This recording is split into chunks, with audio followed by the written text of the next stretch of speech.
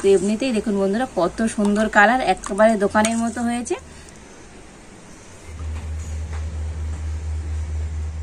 নমস্কার বন্ধুরা, রূপার রন্ধনশালায় আপনাদের সকলকে অনেক অনেক স্বাগত জানিয়ে চলে এসেছি প্রতিদিনের মতো আরো একটা দারুণ রেসিপি নিয়ে।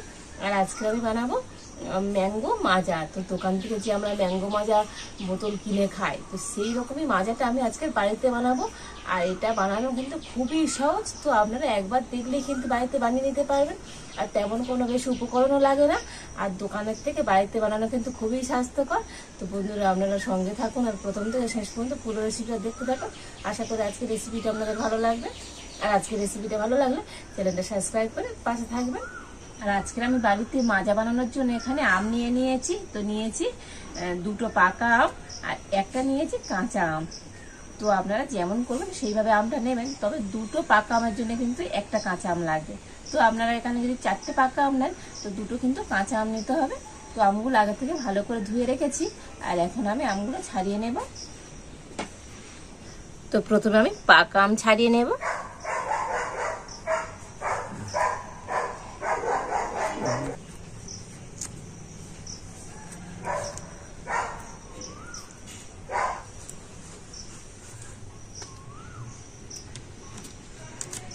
আর এবার আমি কাঁচা আমটাও ছাড়িয়ে নিচ্ছি।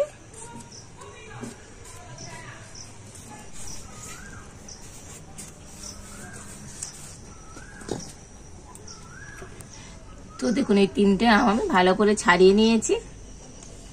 আর এবার আমি একটা গ্রেটার নিয়েছি, আর গ্রেটার দিয়ে এখন এই কাঁচা পাকা আমগুলো গ্রেট করে নেব।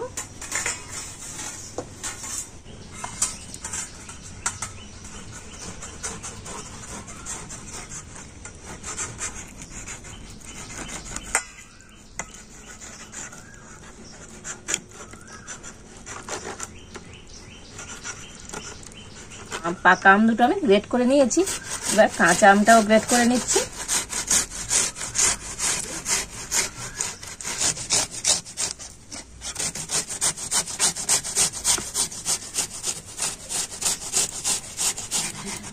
দেখুন কাঁচা আমটাও আমি এইভাবে গ্রেট করে নিয়েছি।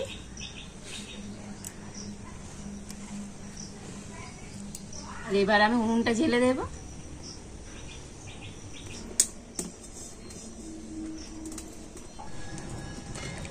আর এবার আমি গ্রেট করে রাখা কাঁচা পাকা আমটা কড়াতে দিয়ে দিচ্ছি।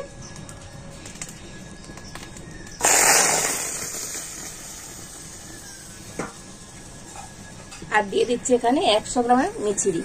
তো আমি মিছরি দিচ্ছি, তো আপনারা চাইলে চিনি দিতে পারেন। আর এবার আমি ওই থালাটা ধুয়ে অল্প একটু জল দিয়ে দিচ্ছি।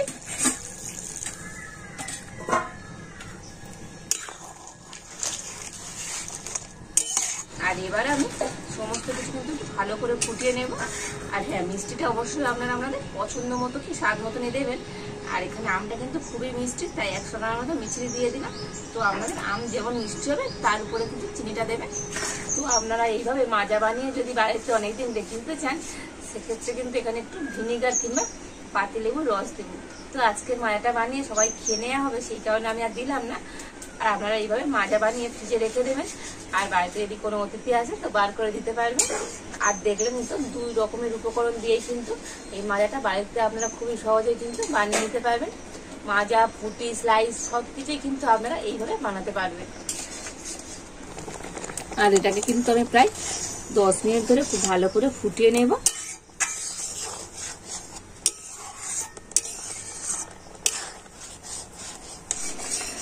10 মিনিট ধরে কিন্তু আমটা খুব ভালো করে আমি ফুটিয়ে নিয়েছি। তো দেখুন আমটা কিন্তু এইভাবে খুব ভালো করে ফুটিয়ে নিতে হবে। আর মিশ্রণটা অনেকটাই ঘন ঘন হয়ে গিয়েছে। আর এবার আমি এখন নামিয়ে নেব। আর এবার এখানে আমি একটা বড় ছাঁকনি নিয়েছি। তো ছাঁকনির মধ্যে এই মিশ্রণটা আমি ছেঁকে নিচ্ছি। তো এবার একটা হাতা দিয়ে আমের এই মিশ্রণটা ছেঁকে নিচ্ছি।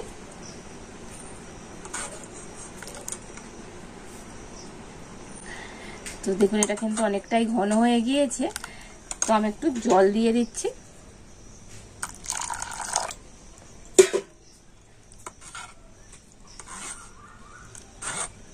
তো হাতার পিছন দিয়ে এইভাবে আমি একটু ঘষে ঘষে এই আমের সম্পূর্ণ পেস্টটা আমি ছেঁকে নেব।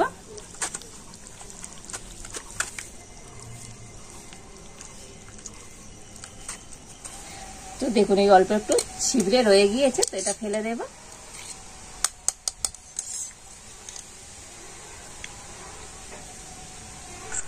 তো দেখুন মিশ্রণটা কিন্তু অনেকটাই ঘন আছে, তো দেখেই বুঝতে পারছেন কতটা ঘন। দোকান থেকে যে আমরা ফুটিকি মাজা কিনে খাই, তো সেটা কিন্তু এতটাই ঘন থাকে না। আর এবার আমি দিয়ে দেব ফ্রিজে ঠান্ডা জল। তো বন্ধুরা আমি ঠান্ডা জল দিচ্ছি, তো আপনারা চাইলে এখানে বরফও দিতে পারেন। আমি একটু ঠান্ডা জল দিয়ে পাতলা করে নেবো মিশ্রণটা।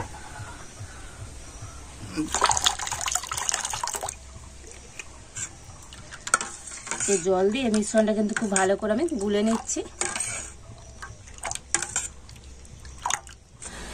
তো দেখুন জল দিয়ে কিন্তু মিশ্রণটা খুব ভালো মতো গুলে নিয়েছি, আর এখানে কিন্তু কোনো রকম কালার ব্যবহার করিনি। তো এমনিতেই দেখুন বন্ধুরা কত সুন্দর কালার, একেবারে দোকানের মতো হয়েছে। তবে দোকানে কিন্তু এখান থেকে আরো পাতলা থাকে মিশ্রণটা, তো বাড়িতে বানাচ্ছি সেই কারণে একটু আমি মিশ্রণটা ঘন রেখেছি। আর দেখুন এখানে কিন্তু আমি দোকান থেকে একটা মাজার বোতল কিনে এনেছি, তো এটা কিন্তু 20 টাকা দাম। তো এখন আমি এই মাজাটা আপনাদের দেখাবো কেমন, আর আমি বানিয়েছি আজকে মাজাটা আপনাদের দেখাবো কেমন।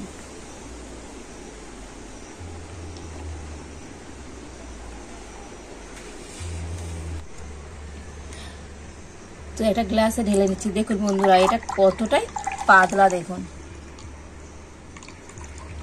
দেখেছেন তো কতটাই পাতলা।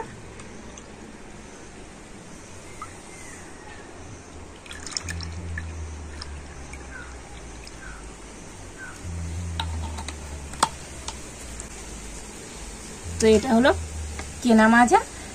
এবারে আমি বানিয়েছি মাজাটা আপনাদেরকে দেখাচ্ছি। তো দেখুন আর একটা গ্লাস আমি ঢেলে দেখাচ্ছি। দেখুন দেখুন কতটা ঘন হয়েছে দেখুন বন্ধুরা। তো আমি বানিয়েছি একটু ঘন করে, দেখুন দোকানেরটা তো একদমই পাতলা, তো আমি একটু ঘন করেই বানিয়েছি।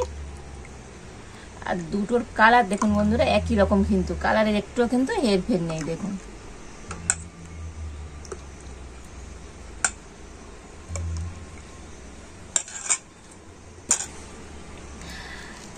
তো আপনারা কিন্তু দেখেই কি বুঝতে পারছেন দোকানের আর বাড়িতে তৈরি মাজার কালার কিন্তু একই রকম। আমি বাড়িতে বানিয়েছি বলে একটু ঘন রেখেছি, কিন্তু দোকানেরটা দেখুন বন্ধুরা একেবারে পাতলা।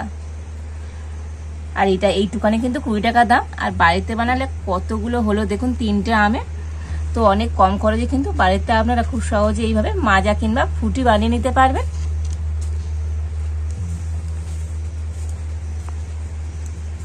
তো দুটো পাকা আম আর একটা কাঁচা আম দিয়ে তো কতগুলো মাজা কিন্তু বাড়িতে বানিয়ে ফেললেন। তো আমি একটু ঘন করে বানিয়েছি, তো আপনারা যদি দোকানের মতো পাতলা করে বানান, না হলেও এইরকম বোতলে 6 থেকে 7 বোতল কিন্তু মাজা আপনারা পেয়ে যাবেন কত কম খরচে।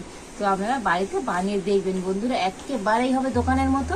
আর দোকান থেকে কিন্তু এরকম মাজা কেনার কোনো প্রয়োজনই হবে না। আর এখন আমি 2 রকমের মাজা টেস্ট করে বলবো কেমন হয়েছে। তো এটা দোকানের মাজা, তো টেস্ট করে দেখি।